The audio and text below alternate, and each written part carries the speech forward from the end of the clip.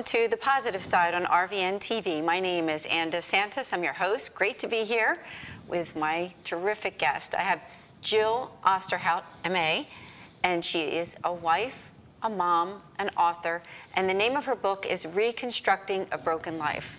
So I want to thank you so much for joining me today. It's a pleasure. It is a pleasure. So Jill, I wondered if you could, you have quite a story to tell us. Yes. I wondered if you could just start out by sharing the beginning of your journey. Sure. I was married to my high school sweetheart, and we had this picture-perfect life. We had the house, the puppy, the job, everything. We had children. We had 3 children, and everything was perfect until the one day that my son was killed in a tragic car accident. And at that moment, our life changed. Our picture-perfect life was shattered, and we had to figure out what to do to move on from that moment. Looking at your videos, knowing your story, I mean, I was brought to tears, I must say. I mean, losing your son at, was he 15 months old? 15 months old, yes. And as a mother, I mean, we're both mothers. I mean, it's just, for some, unimaginable that your child would be killed. Yes. And, but you have taken what has happened to you in your life, and you've moved a step forward because of one primary thing, and that's because of your faith. Yes. I know that. I Yes. know that that's such an important part Yes. Yes. of your life. And I always say that on this show, that faith is one of the primary aspects of the positive side, you know, Yes. I believe. And so it's such an honor for me to have you on this show. Thank you. So I wonder if, can I see your book here? Sure. So the book Sure. is called Reconstructing a Broken Life After Unspeakable Loss by Jill Osterhout, MA. I know that you also have a YouTube video. And what is the name, what is the YouTube link there, so that if they like to see They that? can search it up by the title or by Jill Osterhout, and they'll be able to find it for the trailer. Yeah, it's a beautiful video. Yes. So upon that happening, okay, so maybe you can take us from that point, and what were those next things that kind of happened in your family life? Absolutely. Upon that happening, I was completely crushed, obviously, like anybody would be. And I really had 2 choices. My 2 choices were I could live in a broken life, or I could take the challenge and rebuild my life. If I took the choice of living in the broken life, then I would have to kind of live with those shards and those pieces constantly hurting me and really not being able to put my life together. But if I took the challenge and I was able to challenge myself to do the work and slowly take those pieces of that picture-perfect life, those pieces, I pick them each up and then I decide what to do with them. For example, my marriage, I would pick up that piece and decide that I want to work on that. I want that to happen. And I kind of rebuild a new mosaic. I talk about that in my book, that it's a mosaic putting those pieces back together. So it's shattered, and then those pieces are laying there. And you need to challenge yourself to put the work in, to take each of those pieces and then rebuild your life. So then I picked up my children and I placed them back in and I secured them into place. And then I found my friends. I value them, so I took them if they were supportive and if they were helpful in my journey, I would place them in my new mosaic. And I did get some cuts. I got some shards that I realized that I had to just deal with and that I didn't want to take with me into this new life. And that was kind of the pain and the hurt of that day. And all of that, I had to deal with it. And I had to put the work in to deal with those things. So once I did that, I just kept putting those pieces together until I finally, my mosaic is not finished.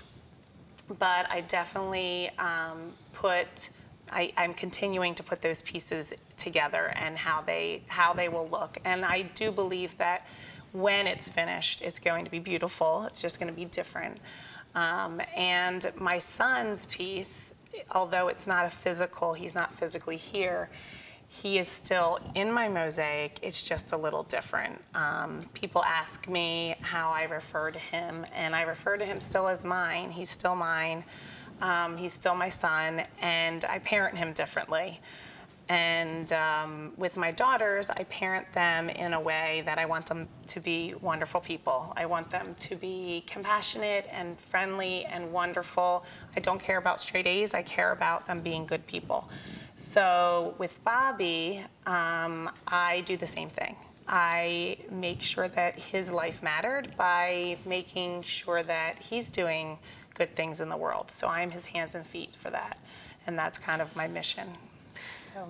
I don't say this to everyone, okay, and with all due respect, but you are a really, really good mother, and I mean that with all my heart. There's many good mothers out there, but I mean, for you to, the way that you express your love for him and how you're still keeping him, as you said, you are still his mother. Because as people of faith, we know that the spirit is not dead, right? And God does exist. So with that in mind, I'm just so touched and so grateful to you.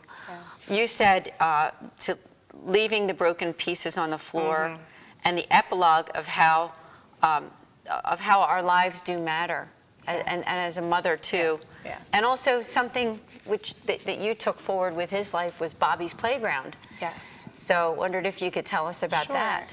After this happened, we had a chance to partner with the Lower Bucks YMCA.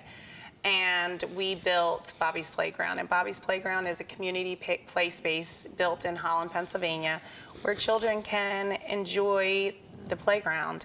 And I believe that that is wonderful that Bobby could have that and share with children the joy of playing on a playground. So that was really special. Plus, my husband is a carpenter, so he was able to hands-on give something to the community and have something for our son that would be great and continual. So. And it's such a legacy to your family that you can drive by and say, hey, there's Bobby's Playground, where the kids can go and play. Yes, yeah, absolutely. It's wonderful. It's wonderful. I do try to do all of my missions that I do. Most of them are for him. Again, that's just how I parent him. I guide my daughters into, I help them with their homework. I help them be good people. I make them do community service. I do things like that. But my other time is with him and making sure that I'm doing things for him as well. So it's just a different way to mother. I just love that. And I think it's a wonderful message to those who are watching who have had some type of a loss, whether it be your own child or your husband or your friend or somebody else, is that because we have faith and we believe in God, we know that those bonds are still there. Yes. So I think that this book, you want to check it out. Now, is this on Amazon? It's on Amazon and Barnes & Noble. You can get it either one. And it really is helpful. I've heard great feedback that it helps in any situations, as well as if you just want to support a broken person. It actually has a section in there, what not to say to someone. That's good. That's experiencing a loss. Yeah. There's also a chapter on addiction. Although I've never had an addiction, there's a lot of parallels between recovery work and grief work. And I believe that grief work is work to get through it. And the same thing with recovery. You need to work at it and constantly be adjusting your friends and the things around you to be able to heal. And there's a lot of parallels, so I wrote that as well. That's good to hear. Yes. You're right. Because sometimes as we go through life, as much as friends are very important, but they do come and go sometimes. Yes. And that's not a bad thing. No. And just to recognizing that sometimes God will send new people in for different times of your life. Yes. Because we're on a pilgrimage. I mean, we're on a journey. This life isn't going to last forever here. No. So for us. But once again, Reconstructing a Broken Life and After Unspeakable Loss, available on Amazon. So I'm inviting people to purchase the book. Yes. So tell us, we got up to the point where, the kids are little. So how about now? Like, what's been happening now in your life? Right now, I have Sarah, who's 14, and Ava, who is 10. They are both wonderful little girls. They completely support, everything that we do for Bobby. And they're really proud to be his sister, their sister, his big sisters. And they love doing things for him. So our family's kind of still trucking through. There's times where grief strikes us, and we're pretty good about banding together and helping each other through it. But it's pretty nice. It's pretty nice. So we have a lot of missions going on for him. That's so good. Yes. And it's Yes. You had mentioned to me when we talked that sometimes when these kinds of things happen to families, marriages do break up. Yes. But you and your husband are continuing through Yes. God's help to stay together. Yes. Keep that family bond. I mean, so. Yes, it's very difficult. important. With a marriage is difficult when you don't have these things happening. You have to communicate. You need to work together.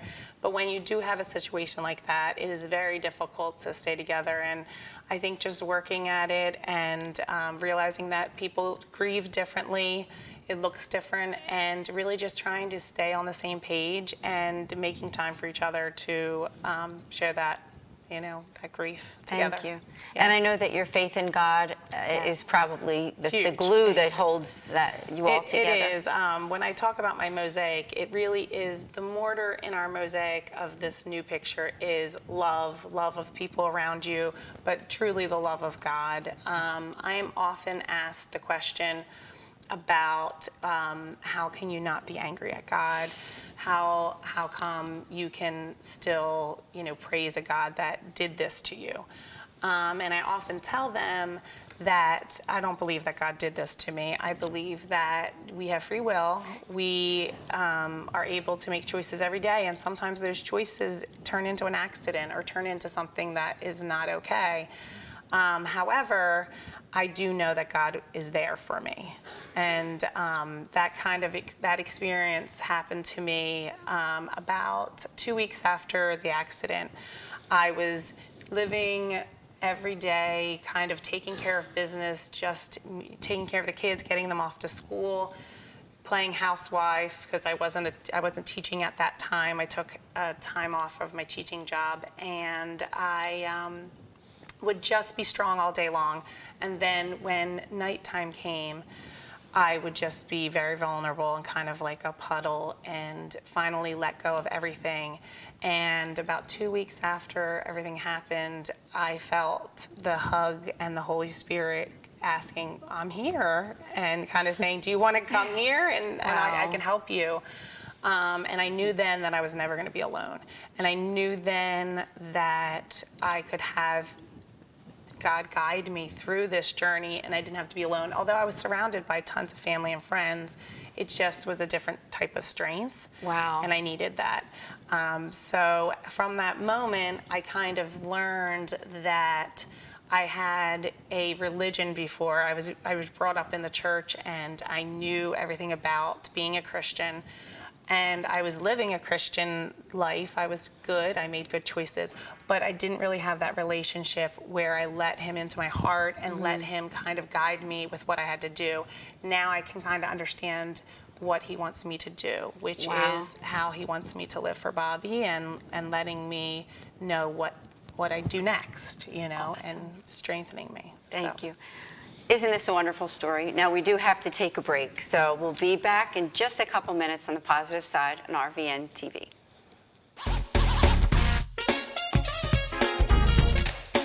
Add us on social media to watch bloopers, behind-the-scenes footage, previews, and more.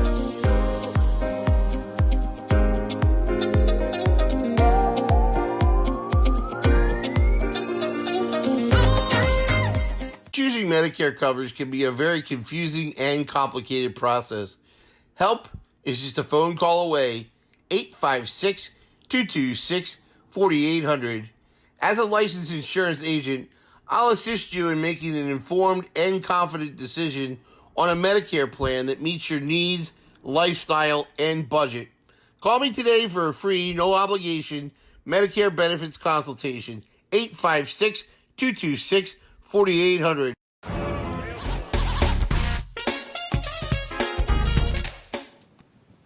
Hi, welcome back to the positive side on RVNTV. Ann DeSantis here with author Jill Osterhout, MA. and she is the author of Reconstructing a Broken Life. And right before the break, she told us the story of the death of her son, 15-month-old Bobby, 3 other children. She's a wife, a mother, author, and has such a wonderful story to tell, a story of faith. Yes. So there's a couple areas of your life that I would love for the viewers to find out about. And one is your work at Love Park in Philadelphia. Yes. After this happened, I kind of tried to be a housewife and tried to fill my time, and I realized that nothing better than to heal is to help others. So my sister, Jennifer Allen, mentioned to me, let's go make some peanut butter and jelly sandwiches and take it down to Love Park in Philadelphia. So we did. We started doing that, where we took hundreds of lunches down there.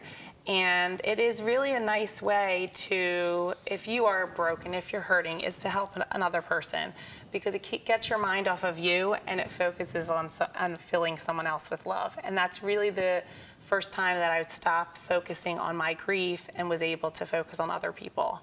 So it was really wonderful. So we did that for several months, and then it kind of merged into a free monthly meal that I host now at our church in Addisville Reformed Church in Pennsylvania. And we have a free monthly meal that anyone's welcome, and we just want to share the love of, a warm meal and compassion and conversation. So That is wonderful. So if somebody's watching, any of the viewers, we're located here in Cherry Hill, New Jersey, and you're in Pennsylvania. Yes. Where would that be located for those who might be it's in interested? Bucks County, Pennsylvania. The church is located in Richboro, Pennsylvania. Yes. Okay, very good, because they need to, to find out. Yes. That's a really good opportunity it is. for people in It the is. community. It is. And another mission that I also do is I speak to recovery houses and other organizations. My speaking engagements usually are about hope and resilience, telling my story and letting them know what kind of hope or that they would need in their situation. So if you check out my website, which is www.jillosterhout, JILLOSTERHOUT.com, you can find out more about me and some of those speaking engagements and other things. Yeah, it's good. Thank you for telling them your Yes. website, 'cause that's an important thing. Yes, because find out about me. I think that God is using you for many things. Obviously, for your primary vocation of being wife, mother, and still you're Bobby's mom too. And, Yes, and a first grade teacher, which is probably my hardest job. yeah, tell us about that. Yeah, I teach in Marshall, Pennsylvania. I'm teaching first grade right now. I have 27 kids in my class, and they're wonderful. They're wonderful. They teach me things every day, so I definitely love my job doing that as well. No, I'm so glad. Well, you see the joy. I mean, Yes. I really see the joy in your Yes. face, and Yeah. know that even though you have been through so much, and your family has been through so much, that God has taken a tragedy and used it to help others through this wonderful book, Reconstructing a Broken Life. Yes. So excited for my viewers to check that book out. If you have anybody that you know that's grieving right now, lost a child, a parent, husband, wife, whatever, you want to get Reconstructing a Broken And I Life. also have one last initiative that I'd like to share with Yes. you. It's called Bobby's Blessings. You can find it on Facebook. I had a generous donor and a friend offer to have a fund that if there's somebody that has lost somebody, but they're not close enough to maybe hand the book to them because they feel uncomfortable, but they'd like the person to have a book, you go onto Facebook, you message my team, and we will send one for free, mail it out to them for free with a note and a signature that we can help them and that they can read the book as well. So that's just a great thing that this person has offered, because they read the book and they feel that it should be in as many hands of bereaved parents as possible. Wow, that is Yes. that's terrific, because Yes, it is. there's people that maybe, they wouldn't buy it for themselves, Yes. but they need the book. They Yes. need that book to A lot of times for the that's what healing. I've found. I've sent out about 20 books already for people, and I found that they said, I don't feel comfortable handing it them. I'm not close enough to them, but I know that they probably need to read it. So could you send it to them? So it's really neat that we can have that mission there. It really is. So check that again on Facebook, Bobby's Blessings. And as she said, Her website is Osterhout.com, and Osterhout, Osterhout.com. So definitely want to check that out. Yes. So tell us about, what do you think is maybe happening in the future? Because I know you said you might be doing some speaking engagements and things like that. I have some speaking engagements starting. I have some book signings that are going to be happening. I'm working on a few other missions that are not really out in public yet, but I'm trying to slowly work on these things. But God continues to tell me and put things on my heart that I need to do for others. And I find myself in lots of situations that I never dreamed of being in, but it's all good stuff. It's all wonderful stuff. So. It really is. If somebody's watching and they are going through some type of grief, would you have a few suggestions for them right now that maybe can help them to start that process with God's help? Sure. I think the first thing is take one day at a time. I think it's really important to lean on the people around you. But most of all, I think you need to reach out to someone with prayer, reach out in prayer to God, but also reading the Bible, but reaching out to those people that really want to help you. It's very hard for me because I'm not one to ask for help. So it was really difficult for me to give that up, that I had to ask for help. But I learned that the people want to help you because that's how they can the only way they can show their love. So letting them do those things like food shop or grab your kids, that's really what helps them. So it's helping them as well. So that when they make that offer, maybe you're not thinking on the top of your head, do I need this big casserole? Yes. Right? Casseroles.